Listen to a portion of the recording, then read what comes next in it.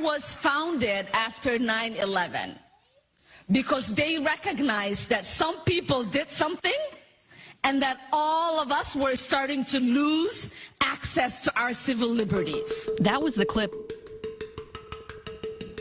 Some people did something, said a freshman congresswoman from Minnesota, to support and justify the creation of CARE. Today I am here to respond to you exactly who did what to whom. Madam, Thunder rolls through Congress as Max Miller steps up and drops a hammer on Ilhan Omar, and as the old political proverb goes, when a leader forgets the weight of their words, the people remind them. Max Miller exposes, name by name, every comment, every slight, every contradiction. In a chamber where credibility is currency, he warns that Ilhan Omar has bankrupted hers, and the fallout shakes the whole House. At this time, I would yield 6 minutes to Max Miller from the great state of Ohio. The gentleman is recognized for 6 minutes. Thank you, Mr. Speaker, and I thank the gentleman from Mississippi for yielding. Mr. Speaker, the House Committee on Foreign Affairs has broad jurisdiction over national security and foreign policy, peacekeeping and peace enforcement, international law, and the promotion of democracy, and many other critical issues that require its members to be both objective and credible. Members of the Committee on Foreign Affairs represent the United States abroad and are regarded as credible emissaries of American foreign policy. Their words have significant weight in guiding our relations with other countries and are relied upon by world leaders. Most importantly, our allies, such as Israel, the forever home of the Jewish people. But what happens when a committee member is no longer viewed as a credible emissary of our foreign policy? What if a member is barred from visiting one of our allies because of their prejudiced comments?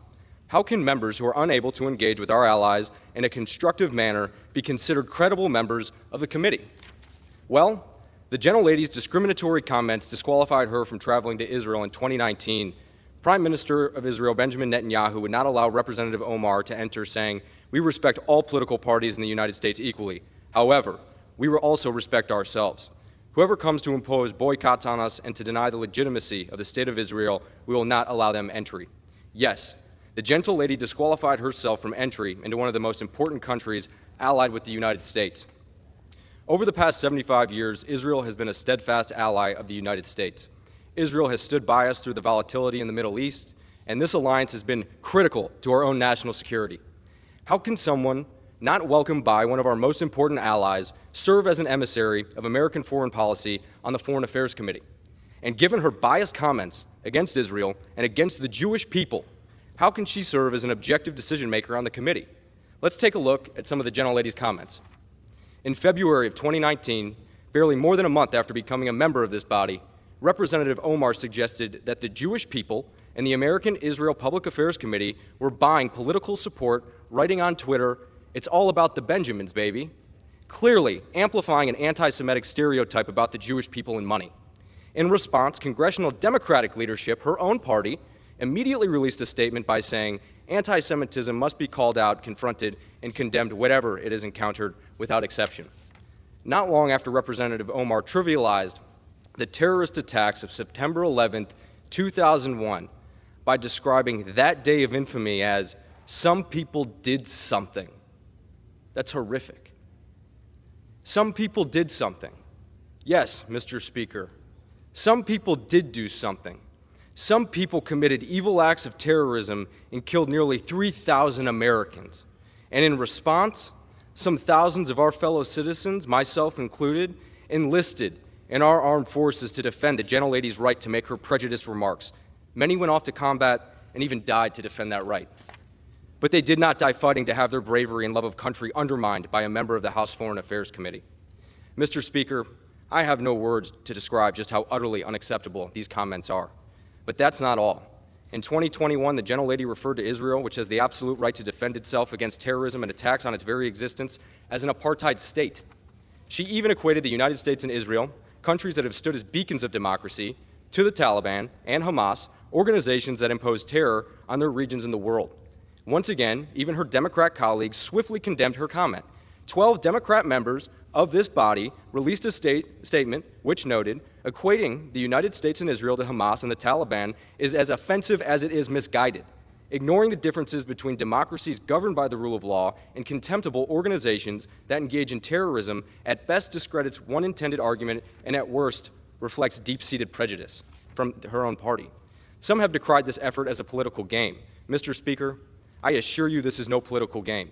This resolution is not about engaging in a tit-for-tat with my colleagues on the other side of the aisle. This is about keeping someone with a long record of anti-Semitic and anti-Israel bias off the Foreign Affairs Committee, which needs objective emissaries for our foreign policy. Even the Democrat former chairman of the House Foreign Affairs Committee, Elliot Engel, said that Representative Omar's anti-Semitic comments have no place in the Foreign Affairs Committee or the House of Representatives. That was in addition to the previously mentioned joint statement from 12 of the gentlelady's Democrat colleagues.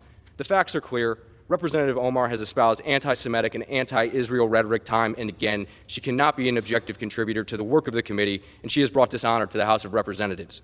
This body, this committee, which is viewed by nations around the world as speaking for Congress on matters of international importance and national security, should not have a seat for a member who would bring such dishonor to that committee. I encourage all of my colleagues on both sides of the aisle to support this resolution, to say with one voice that the United States House of Representatives does not condone hate, and to reaffirm we will always condemn anti-Semitism. Thank you, Mr. Speaker, and I yield back. Gentlemen. Standing in that chamber today felt like watching a storm finally break. Max Miller didn't walk to that microphone to make noise. He walked there to make history. And as he spoke, a political proverb echoed through my mind. Foreign policy is written not just with alliances, but with trust, and trust broken is power lost. Max Miller laid out the case against Ilhan Omar with precision. Every word from him felt like a reminder of what's at stake. He talked about the Foreign Affairs Committee, how its members must be credible emissaries of American foreign policy. Not partisans. Not provocateurs. Emissaries. And then he asked the question no one on the left wanted to hear.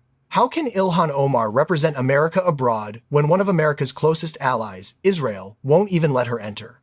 Max Miller brought receipts. He reminded the House how Israel denied Ilhan Omar entry in 2019 because of her public support for boycotts and her hostile comments. He quoted Prime Minister Benjamin Netanyahu himself. That wasn't right-wing spin. That was the reality of diplomatic consequences. Then came the turning point, the reminder of Ilhan Omar's infamous "It's all about the Benjamins, baby" tweet. Max Miller exposed how she amplified a stereotype linking Jewish influence to money. He didn't have to interpret it. Democratic leadership already did that for him years ago, condemning it outright. As another political proverb says, when your allies condemn you, the truth isn't partisan. But Max Miller didn't stop. He brought up her "some people did something" comment about 9/11, a moment that still cuts deep. He spoke as someone who watched thousands enlist to defend this country after that day, people who risked or gave their lives. His message was clear: minimizing that attack is not a trivial matter. It's a break of moral responsibility. The chamber got even more tense when Max Miller reminded everyone that Ilhan Omar compared Israel, a democratic ally, to the Taliban and Hamas. Even 12 Democrats condemned her for that one. He didn't embellish. He quoted them. He reminded everyone that former Democratic Foreign Affairs Chair Elliot Engel said outright that her comments had no place in Congress. By that point, the weight of the evidence felt undeniable. A final political proverb came to mind. A leader who stumbles once may recover, but one who repeats the fall chooses the ground. Max Miller's argument wasn't about political revenge. It was about credibility, security, alliances, and the integrity of America's voice on the world stage.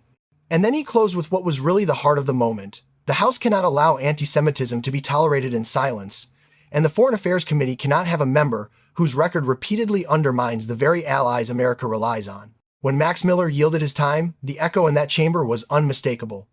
Accountability had finally caught up.